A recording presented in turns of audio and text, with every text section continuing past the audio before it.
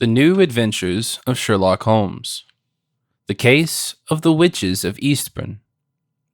By Sir Arthur Conan Doyle and Nora Godwin. Narrated by Bryan Godwin. It was April 29th of last year when my friend Sherlock Holmes and I were formally attacked at the breakfast table by a nervous client. He had apparently pushed himself past the good Mrs. Hudson quite rudely and suddenly stood in the middle of our living room. "I apologize, gentlemen," he quipped, "but the matter does not tolerate any further delay. Life is at stake, and what makes it even worse is that it's my life." The slightly overweight, middle-aged gentleman made a rushed impression. His murky eyes were restless, his movements hectic, his clothes a little disordered. He stared at us with the expression of deepest despair, his face pale and sweaty. Against any formal way of greeting, his bowler hat also remained on his head. I was outraged by this unannounced intrusion, but Holmes signaled me to settle down with a corresponding hand gesture. "Since you came here for a specific reason," he began to say to our uninvited guest, "you know who we are. May we, as a sort of trade, have your name as well?" "Oh, yes. Excuse me, Mr. Holmes," the gentleman replied. "My name is Darrell Lennox from Eastbourne." "Very pleased," I growled sarcastically, but immediately after I went back to more appropriate manners. "May we offer you a cup of tea?"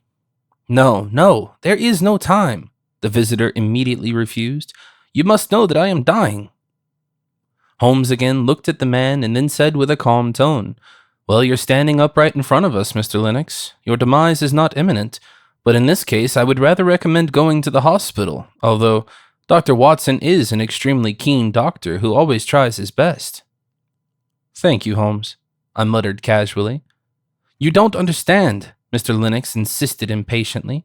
"I'm slowly dying." "Slowly?" Holmes repeated askingly.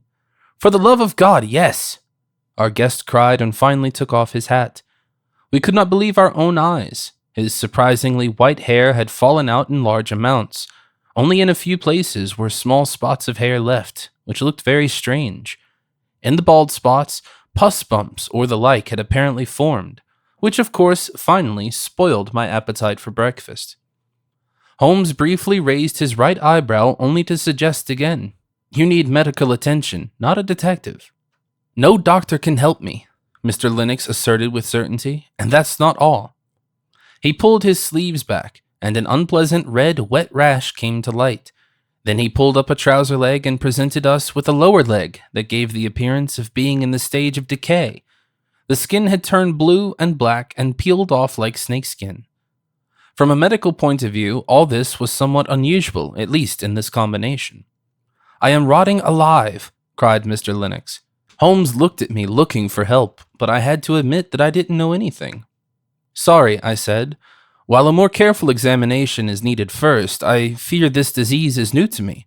Perhaps a creative cross between bubonic plague and leprosy?" Holmes skipped the inappropriate joke and turned to Lennox. "Did you have this diagnosed?" "Of course," he replied. "The doctors are baffled, but it is not a disease either. I know that very well." "No illness," said Holmes, who showed interest. "What is it then?" Mr. Lennox hesitated for a moment, then he broke out, "It's a curse. I was bewitched." I started laughing, but Holmes immediately silenced me with a punishing look.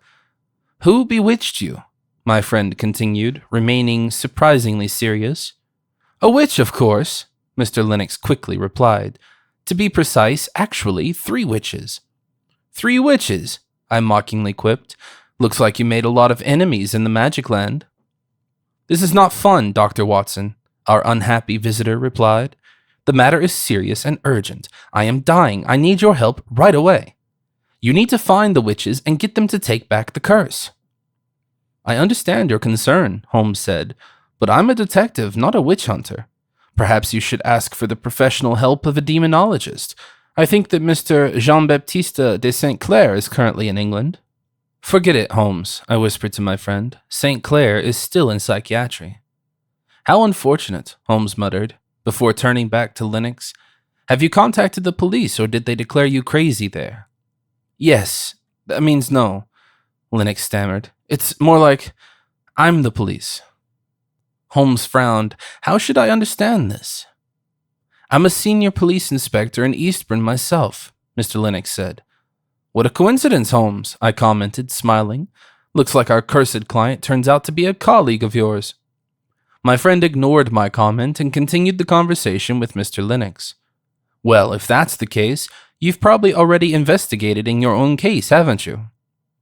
The policeman from the English Channel coast nodded. Of course, as soon as I was certain that a curse had befallen me, I wanted to get to the bottom of it. At first, I suspected poisoning, but the symptoms were too different. Now, however, I lack strength. I need help, your help. Holmes tilted his head and gave it a long thought. Finally, he said, Well, Inspector Lennox, surely you know that Dr. Watson and I are not necessarily inclined to believe in witchcraft. Self-explanatory, Lennox replied immediately. A week ago, I would have said the same, but no more. Whatever it is, Holmes patiently continued, I would be willing to take over your case, although I have little to gain from this curse hypothesis. Your physical ailments are undoubtedly real and threatening. It is quite possible that someone is trying to harm you. In this respect, it is important to find out who and why you have been harmed. After all, this is the only chance for healing. Or to lift the curse, I eagerly interjected. Wherever the investigation will take us, Holmes said, we will consider all possibilities. For the time being, Inspector, I would still be interested in how you even conclude that your condition is the work of witches. You said that it was 3 witches.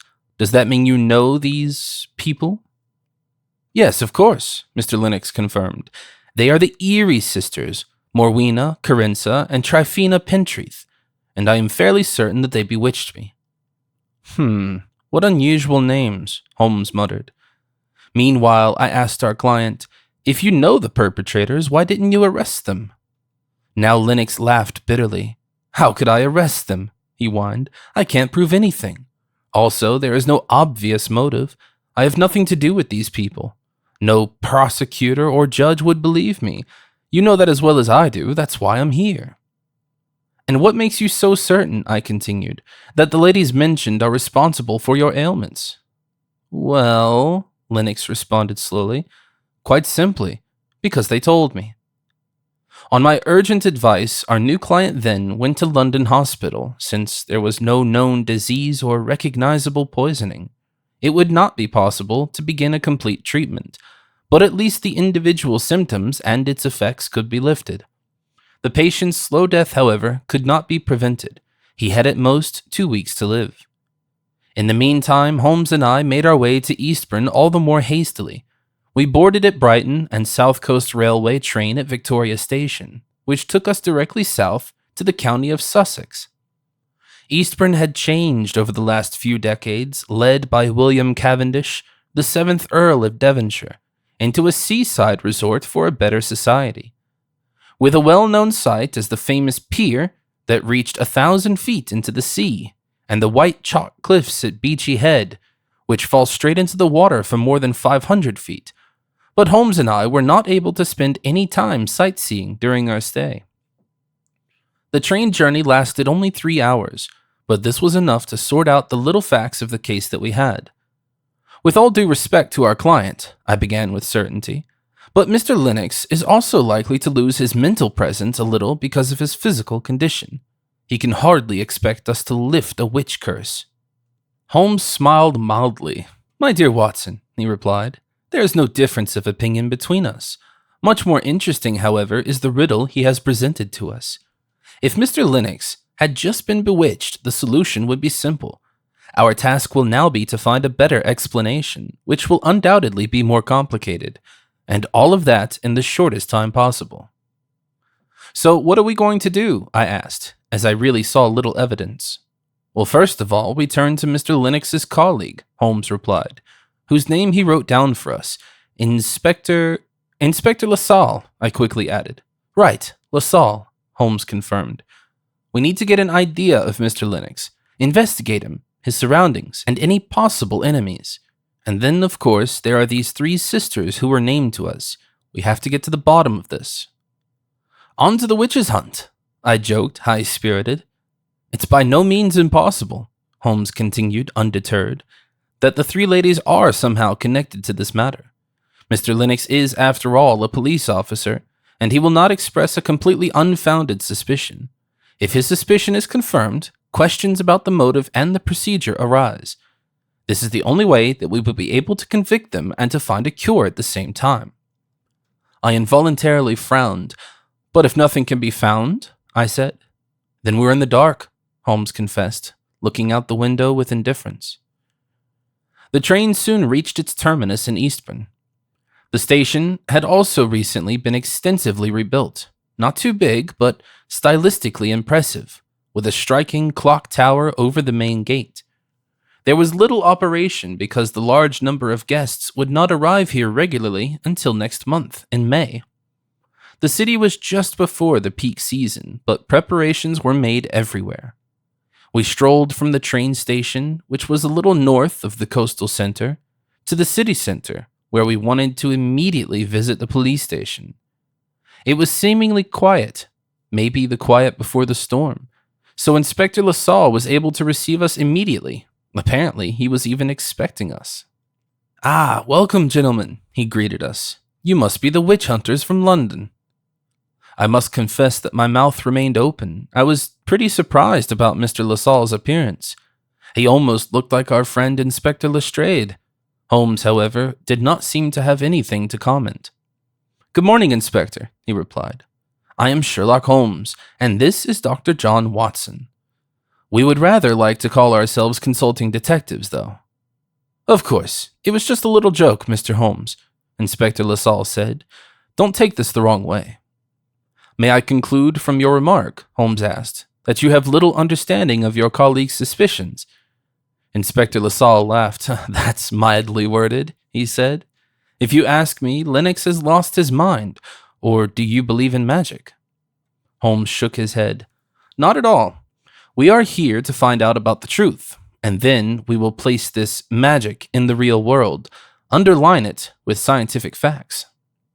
"Nice to hear," the inspector replied. "You have to know that this is not easy for me either. Lennox and I have been colleagues for a long time.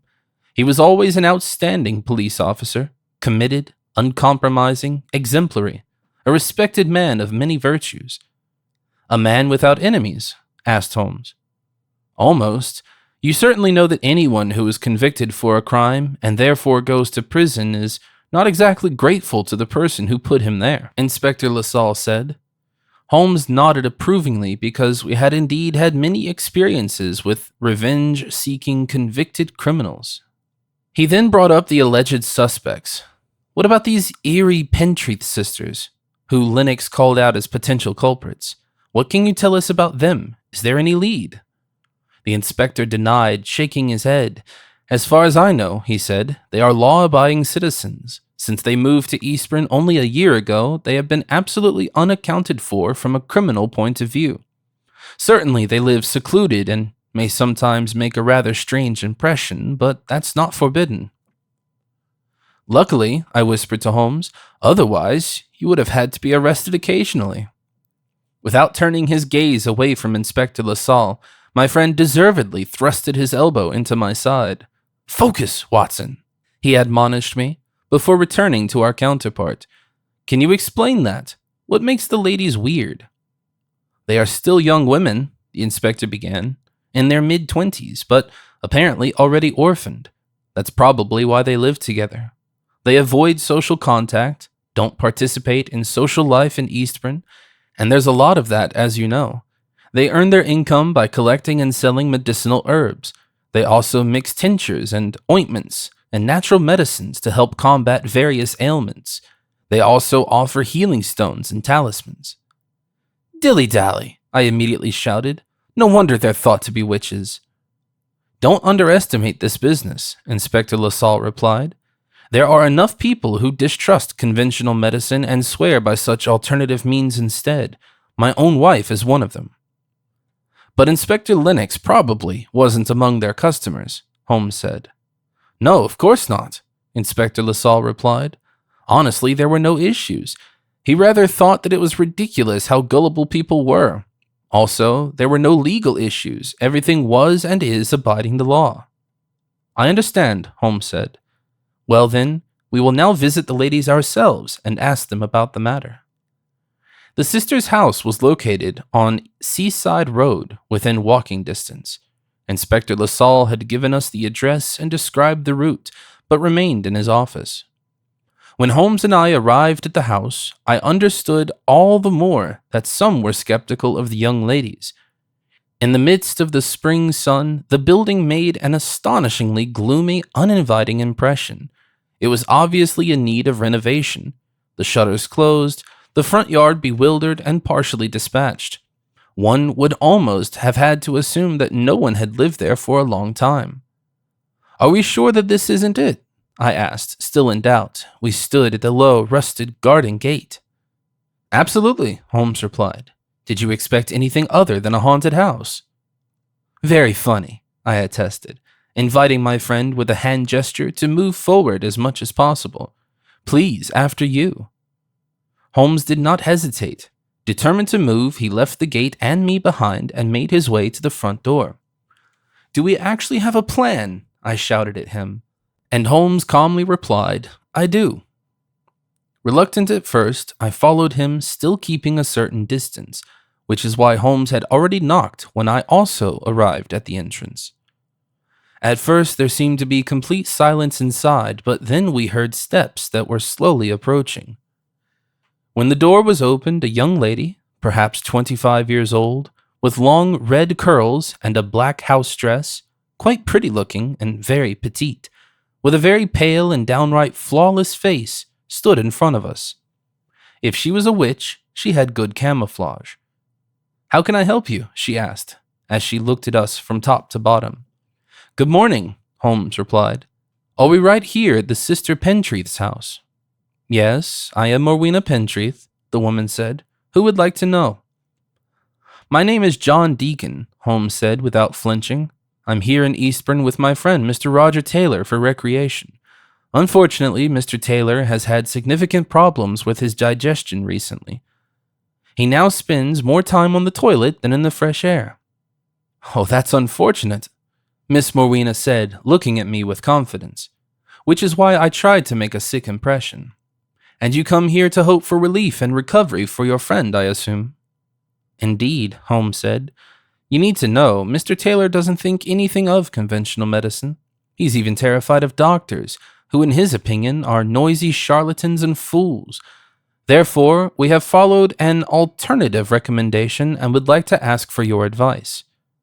"I understand," Miss Morwena replied. "May I know who recommended our services?" "Of course," Holmes replied. "It was Mrs. LaSalle, who said that she was a regular and satisfied customer." This information seemed to suffice because, after a short hesitation, the young woman nodded and stepped aside. "All right, then come in, gentlemen." She led us through the moderately illuminated anteroom into a salon, which was also illuminated only by low light. We were assigned chairs at a round table, and we sat down.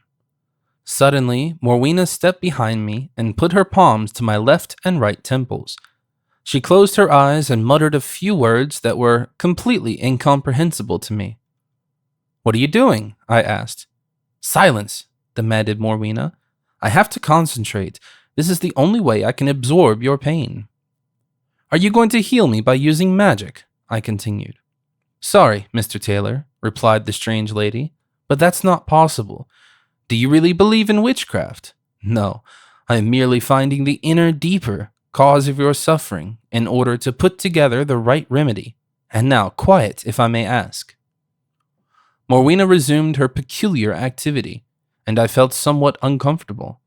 Holmes, however, gave me a powerful look to tell me to play along. The process lasted almost a minute, then the young woman let go of me. "Wait here," she ordered, leaving the room. The next moment, one of her sisters appeared with a tray in her hand. She was almost the spitting image of Morwena, but introduced herself as Carenza. She served us herbal tea while we waited, then she disappeared again. As we were briefly alone, I turned to Holmes. "Charlatans and fools," I whispered indignantly. "You insult my profession." "Stay in your role," Holmes admonished me. "You could try to play it a bit better. Look exhausted." "That wouldn't even have been a lie," I muttered, cutting a pain-filled grimace. At that moment, however, Morena returned and I immediately went back to my normal face. I have what you need here, she explained, putting a small can on the table in front of me. There's your cure.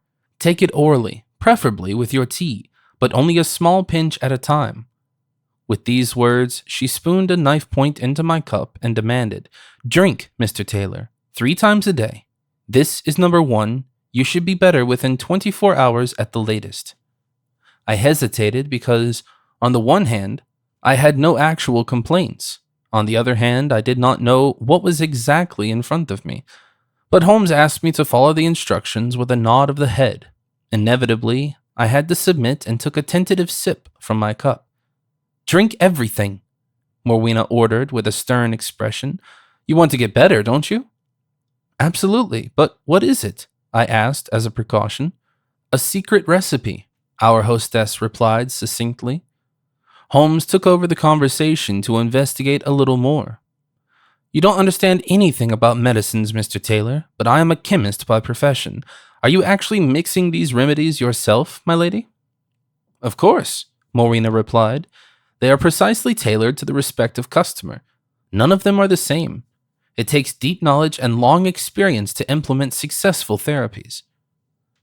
May I ask, Holmes continued, where did you get that knowledge from? After all, you and your sisters are still very young.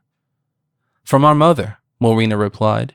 These family recipes have been passed down from generation to generation. We have been continuing the business since her death. But it wasn't until recently that you started to conduct business in Eastbourne. At least, that is what I was told, Holmes said. The young woman nodded. That's correct. Our family is actually from the southwest, but here in Eastbourne, there are a lot more potential customers. I understand, Holmes said. But before he could ask any more questions, the youngest sister, Tryphena, appeared in the room. She also bore a remarkable resemblance to her relatives, and carried a black cat in her arm. Oh, sorry, she said when she saw us. I didn't know there was a client in the house. Don't worry, Tryphena, Morena replied. The gentleman just wanted to leave.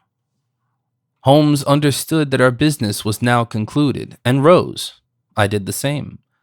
While my friend was settling the not inconsiderable bill, I looked at a painting on the wall that apparently showed a Christian saint that was not recognizable to me at first sight, but at the very bottom I finally read the small lettering, Saint Stephen. Tryphena noticed my interest. This is our patron saint, she said, caressing her cat.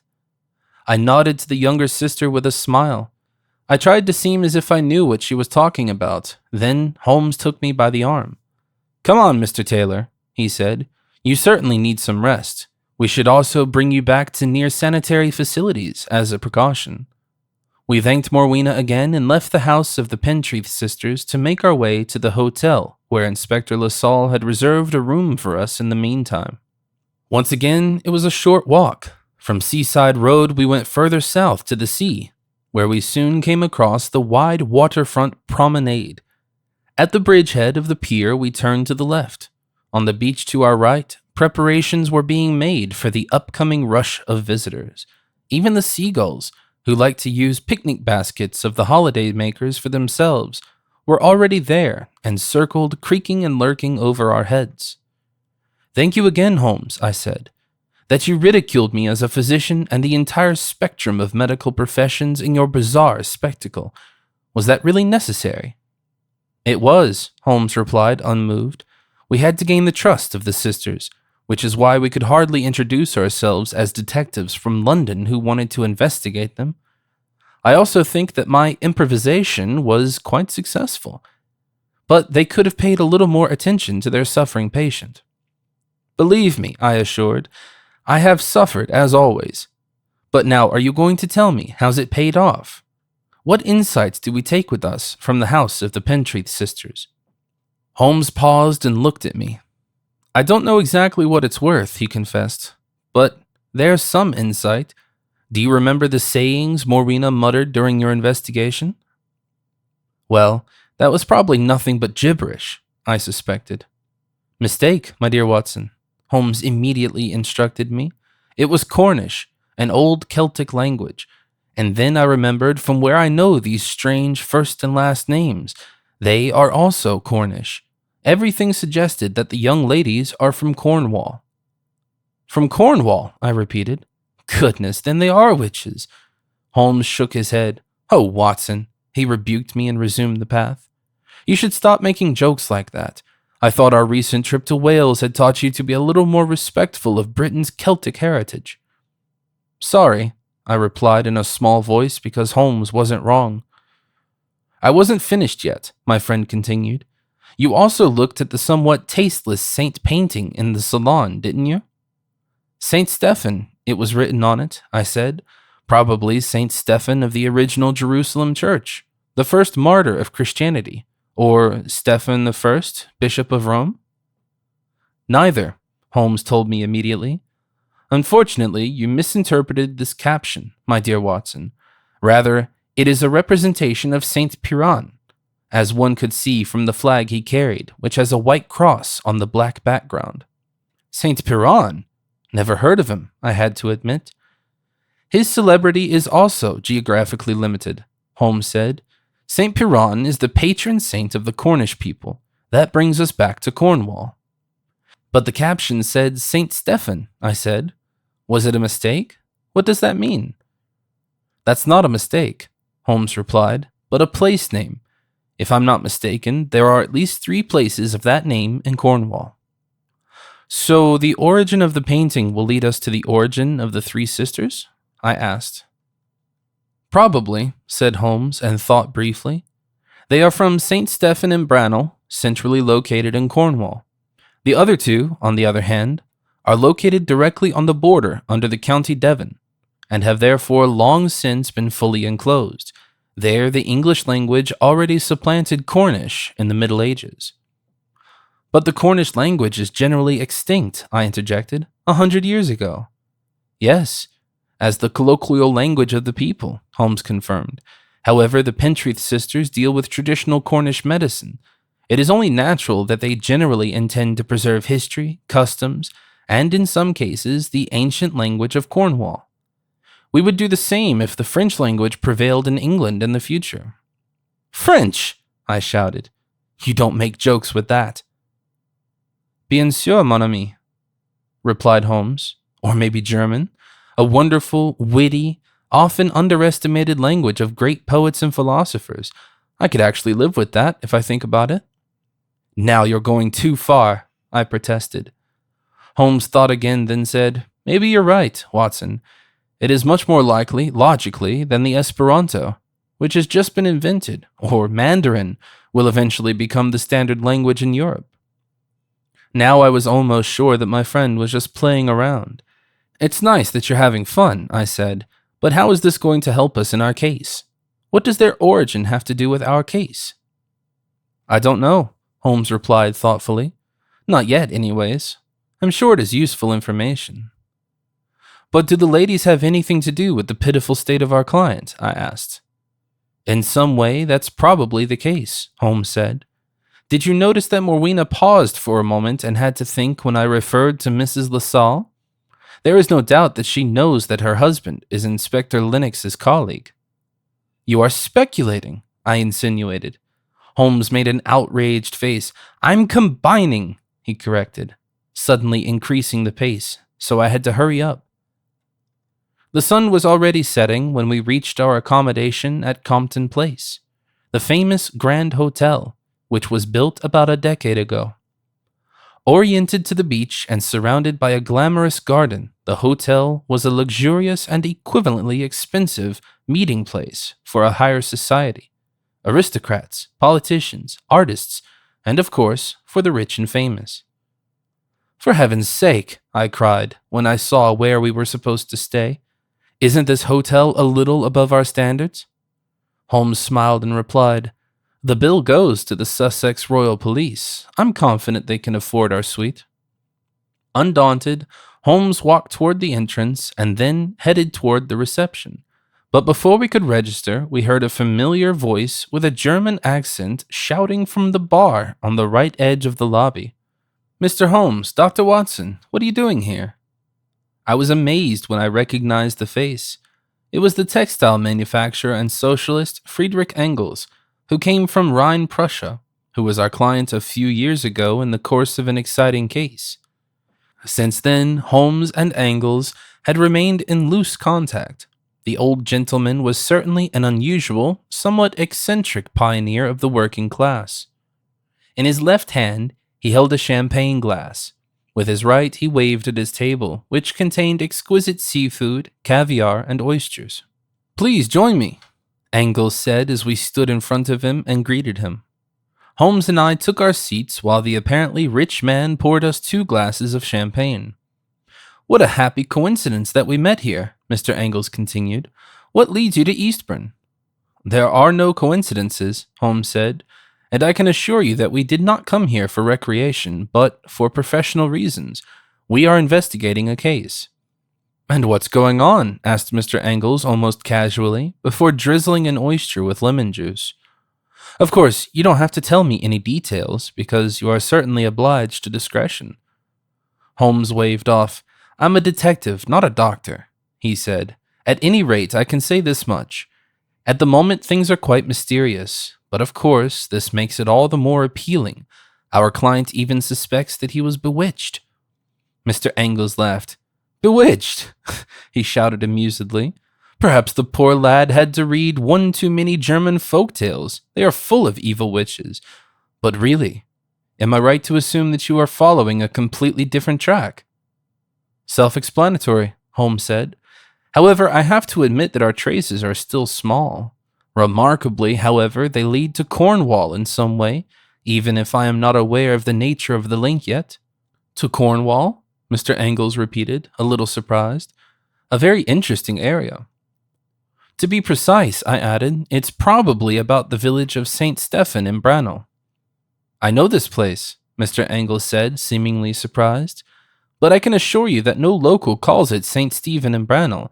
They call it St. Stephen's, or rather, Eglostefan, in Cornish." "You've been there already?" asked Holmes. Mr. Engels shook his head. "No, not at all," he replied. "But I've dealt with it. St. Stephen's is just a simple village, but it's located in an important mining region. Many men work in the mines, open-cut mining to be precise, white, Chinese, alumina, and kaolin rock, used for porcelain production. In addition, uranium is being mined, especially in the South Terrace mines. With this strange stuff, for example, one can do something like this." With these words, he grabbed the greenish shimmering glass flower vase that stood on the table. "You can dye glass and ceramics in a very nice way." "Fascinating," I attested, "but probably taking too much effort."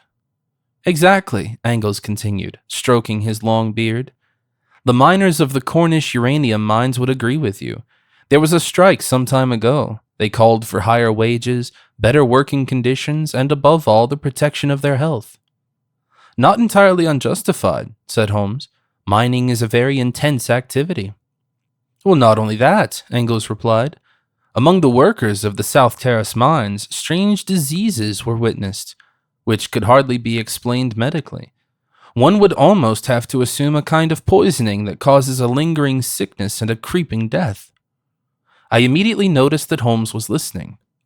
"And the miners protested against that?" he said. "Of course," Mr. Engels confirmed. "They organized themselves in a trade union and went on strike. The mines stood still and the local population showed solidarity with the workers. However, the owners of the mine were not prepared to respond to the demands of the workers and refused to negotiate.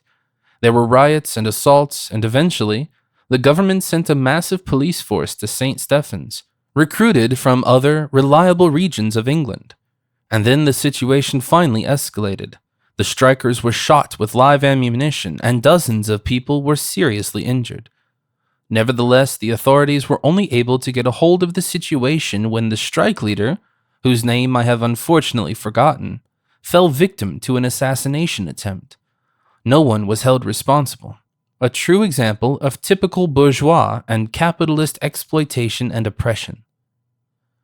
Holmes had listened attentively, nodded several times, and fell into a silent reflection that Mr. Engels and I did not dare to disturb. Finally, he said, "I have to thank you, Mr. Engels." You hereby solved our case." "He has what?" I asked, astonished, and I was not the only one feeling that way. Mr. Angles smiled contentedly but noted, "Well, I'm glad to hear that, even if I don't quite understand." "I'll explain it to you later," Holmes said as he rose from his chair. "Now I have to go to a library archive and then talk to Inspector LaSalle." "LaSalle? What an unfortunate name," Mr. Angles interjected. I also wanted to get up to accompany Holmes, but he put his hand on my shoulder. "Just stay, Watson," he said emphatically. "I'll do it alone. Try the stuffed squid if your stomach allows it, that is."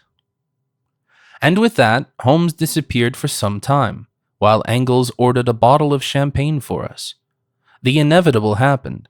Holmes was not to be seen for hours, and I spent the whole evening as an involuntary partner of our socialist bon viveur. And although Friedrich Angles was of course already in retirement age, I had once again thoroughly underestimated how well the German could hold their drinks. It was only after midnight, after I had an excessive of French sparkling wine and cognac, other spirits, seafood, and dialectical materialism, that I was finally relieved of my duties and released to go to our room. Despite not being quite sober, or perhaps because of it, I was deeply impressed by the lavish size and luxurious furnishings of the suite that had been booked for Holmes and me, but in a negative way. The money used to furnish that hotel, which changed hands here regularly and carelessly, all the United Kingdom's miners could have been given proper health care. With revolutionary thoughts of this kind, which Angles had probably sown skillfully during the evening, I laid down in bed and fell asleep immediately. The next morning, I was woken up by a loud noise. "Watson, have you slept in your robe?" echoed Holmes's voice through the wide rooms, but in reality he was standing right next to the bed and shaking my left shoulder. "Good morning," he proclaimed as I opened my eyes, blinking. I sat up and said, "If this is a good morning." "You can probably say that," shouted Holmes with exaggerated enthusiasm. "You will be interested to know that I have solved our case completely. Get ready, we've got to get going." "Later," I muttered, dropping back on the bed. "My dear Watson," said Holmes admonishingly, "apparently I can't leave you out of my sight for a second. Have you been drinking again?" "No, yes," I stammered. "But it was different this time." Holmes shook his head. "You, as a doctor, should actually be responsible with alcohol," he said. "At the end of the day, it's an intoxicating and addictive drug. You have to be careful with that." "You're the one to talk," I replied. In addition, it was Mr. Angles who made me drink one beverage after another. Have you ever had German beer? Ah, poor Watson. And you could not have just simply declined the one or other beverage? Holmes said. "Oh well, be it as it may, we have more important things to take care of. Forget about that old man. There is no time to lose, or have you forgotten that our client is dying?" I shook my head decisively, even though it caused me to be in a lot of pain. Holmes was absolutely right. It was my duty as a physician and as an investigator not to allow any further delay. With a swing, I rose, straightened my clothes as much as possible, and said resolutely, "Then we go. But where?"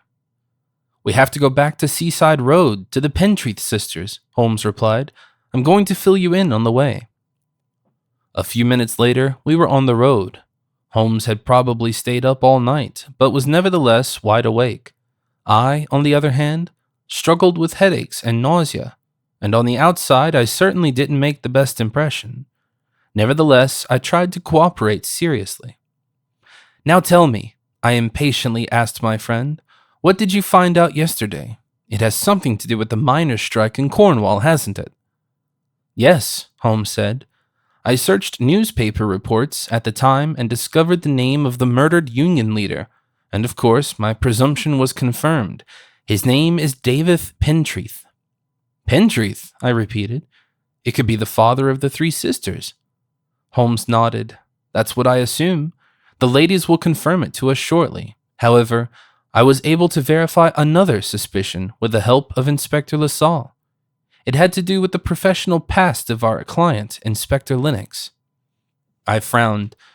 Please elaborate? Lennox was part of the police force that was moved to St. Stephen's at the time to put down the strike, Holmes said. Immediately afterwards, his financial situation appears to have improved considerably. Do you understand? Of course, I was able to add this up. At least, the circumstantial evidence was clear, but also frightening and disturbing. You mean, I began cautiously, that Lennox and Cornwall took on an additional, probably unofficial job that was very well paid? The strike had to end at all costs, Holmes said. By any means, the last resort was the murder of Mr. Pentreath. Executed by Inspector Lennox, I added. What a devilish conspiracy. And we also work for the guy. You have to hold him accountable for the assassination. Holmes tilted his head and replied, It seems, my dear Watson, that Mr. Pentreath's daughters have already taken that into their own hands. However much we can relate to this, it remains a crime. I understand, I said. You want to convict the sisters first and hand them over to the judiciary. But what will they be charged for? Is it going to be for the witch's curse they put on Inspector Lennox? I have no doubt, Holmes replied, that the sisters simply poisoned our client. Apparently, they know the substances that do not play a role in modern chemical toxicology and medicine. As a result, doctors found neither a cause nor an antidote, but it doesn't matter. I must confess that I had a bad feeling about bringing the young orphans of the murdered miner to justice. After all, they had only become active on their own because their father's killer had remained untroubled for years. Same goes for the instigators, by the way, which in my opinion justified a certain anger and desire for revenge. I'm not quite comfortable with that, I explained. One should not arrest the girls who lost their father. We should rather go for Inspector Lennox and his backers. The latter are undoubtedly the nefarious owners of the uranium mines in question. But Holmes remained unwavering. We can't just choose who the law applies to, he said. Justice is blind and applies to everyone or to no one. But in the case of the Pentreath sisters, the court will certainly acknowledge the circumstances. It may have a softening influence on their sentence. Inevitably, I had to surrender, and soon we reached the pier where Holmes met Inspector LaSalle. Together we continued on the way to the house of the Pentreath sisters to officially arrest the young ladies. But when we arrived at Seaside Road, we were surprised. The door was open and the house was deserted. Inspector LaSalle discovered only one letter addressed to Holmes on the large round table in the salon, and next to it a small vial with a white powder inside. The letter read, Mr. Holmes, congratulations on your success. Unfortunately, this means that we have to say goodbye to Eastbourne. We do not expect absolution for our actions, but we hope that with the knowledge you now have, Inspector Lennox can be brought to justice for the murder of our father. In order for him to experience his conviction and to have concrete evidence in form of a complete confession, including the naming of his clients, you can find an antidote that should lead to his recovery inside that vial next to this letter. We are certain that you will now ensure justice, and we thank you for that. Don't look for us, because you won't find us. All of that applies to the police as well. Best regards, Morwena, Carinsa, and Tryphena Pentreath. P.S. We hope your friend, Mr. Taylor, has recovered. Who is Mr. Taylor? Inspector LaSalle asked, bewildered. Holmes shook his head. It's not important anymore, he said. The ladies are unfortunately gone forever. However, they have left us the means, which will make them no longer responsible for murder. This part of the case, if we like it or not, will be regarded as settled. Inspector LaSalle thought for a few seconds, then he said, I have to agree with you, Mr. Holmes. I will now personally go to London to take the antidote to the hospital so that Lennox can be cured, and then I will arrange his arrest for murder. There is no doubt that he will then be prepared to take on responsibility. Even the initiators will not get away with it, no matter what their social status is. The police have failed in this matter long enough, or even contributed to the obscurity. That's it. We said goodbye to Inspector LaSalle and returned to the Grand Hotel. There we found our friend Mr. Angles in the flower garden at the big breakfast table. Once again we joined him. Admirable, Dr. Watson. I was warmly welcomed. You are remarkably robust. Have you actually gotten up so early? Are you feeling all right? Thank you, I guess. I am still alive, I replied, tormented, rejecting the Italian sparkling wine from Veneto with a defensive hand movement. I'd like to take a glass, said Holmes, and finally his sleepless night was catching up to him. And did you catch your witches? Asked Mr. Angles as he handed Holmes the champagne he demanded. Unfortunately, no, I said. They climbed on their brooms and flew away. Mr. Angles laughed. Well, at least now we're saving ourselves the construction of a pyre in Eastbourne, he joked. It's such a beautiful place. You have to know, not only do I spend a lot of time here, but I also plan my funeral very close. Your funeral? Repeated Holmes, raising his right eyebrow. Of course, you have to plan something like this in time, Mr. Angles explained, unmoved. My friend Marx, as you undoubtedly know, has his grave at London's Highgate Cemetery. There it is worshipped by his followers, cursed by his enemies, and soiled by the pigeons. I don't need that. My remains shall be cremated and dumped in an urn here, just off Beachy Head. That's how I like it. I very much hope, gentlemen, that you will attend the ceremony when the time comes. Holmes took a sip from his champagne glass and smiled. My dear Mr. Angles, he replied, I rather hope that when the time comes, Watson and I will be so old and rickety that we will no longer be able to participate. Mr. Angles laughed. Thank you, that's very kind, he said, and it looked like he was wiping a tear from his left eye. But back to your case, he continued. Have you achieved nothing else? I thought it was all but solved. It is, Holmes said, and you helped us a lot. You will be pleased to hear that we have been able to identify the killer of the St. Stephen's strike leader. However, it is somewhat unusual for us that in the end it is our client who has to be arrested. I understand, said Mr. Angles, who actually showed a little satisfaction. But what about the witches? Well, they are the daughters of the murdered miner, Holmes replied. As Watson has hinted beforehand, they escaped before they could be arrested by the police. Their poison attack on their father's killer will probably be without consequences. As a medic, I interjected, I would still have been interested in what poison the sisters used on Inspector Lennox. After all, the doctors couldn't figure it out. Holmes hesitated for a moment, then explained, it was probably not a Cornish natural remedy in the true sense, but, fittingly, some uranium-based chemical compound. However, I have to admit that the chemical process behind it is not entirely clear to me. Maybe I can help you with that, Mr. Angles said. Recently in the field of chemistry and physics, natural decay processes of certain elements have been researched.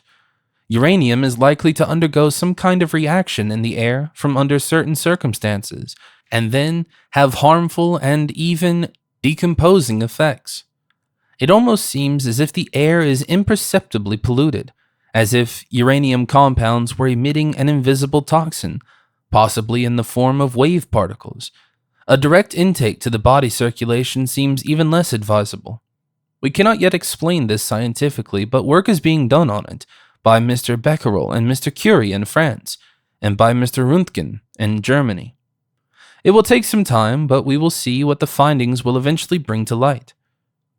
It was astonishing how closely the old Mr. Angles observed current scientific research, but something else surprised me much more, and that concerned Holmes. Say, Holmes, I began suspiciously, how do you know that the poison used was a uranium compound? There was no opportunity to investigate this. In fact, there are only 3 people who know about it, and they are known to have disappeared last night. Oh, I just speculated a little bit, my friend said dismissively. Speculated, I repeated animatedly. No, my dear, you are not inclined to speculate. That would be completely contrary to your scientific methodology. Whatever you say, Holmes replied, trying to radiate composure. And since we're already there, I continued, I'd have more questions. First, how did the Pentreath sisters know of their impending arrest so they could disappear in time? They probably guessed it, Holmes replied. After all, they committed a crime. And why did they leave a letter addressed to Sherlock Holmes? I added. The three ladies didn't even know you were here in Eastbourne investigating the Lennox case. Our only contact with the sisters was incognito as Mr. Deacon and Mr. Taylor, as ordinary clients. Maybe they recognized me, Holmes said. You know, Watson, sometimes my distinctive face is in the newspapers. Then I want to ask straight and to the point, I replied, pointing directly at Holmes with my right index finger. Why did you go out on your own last night? Where were you? The visit to the library and the conversation with Inspector LaSalle can hardly have lasted so long. You haven't visited other people involved, haven't you? Is this an interrogation? Said Holmes. What are you insinuating, dear friend? You did it, I exclaimed. You did warn the Pentreath sisters. Holmes shook his head and calmly claimed, My dear Watson, this is pure speculation. The next moment, Mr. Angles began to laugh loudly, and I couldn't help but laugh myself. Holmes, on the other hand, stuck to his innocence.